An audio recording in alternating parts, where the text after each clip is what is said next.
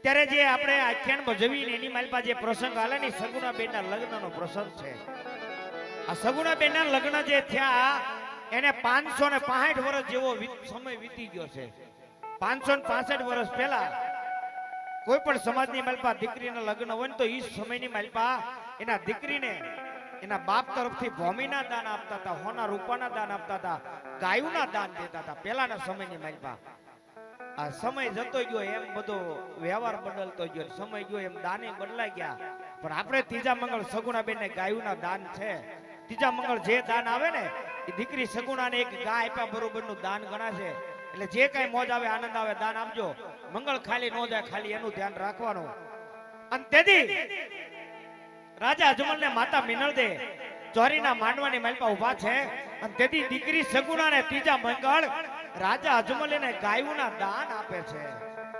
એક રજવાડાનો રાજા ઈ ચોરીના માંડવાની માલપા રાજાના તેથી લુગડા ઉતારી, રાજાના વેહ ઉતારી અને દીકરીનો બાપ બની અને માંડવાની માલપા જે બાપ ઉભો હોય અને ઈ પછી એની દીકરીને ગાયોના દાન આપે.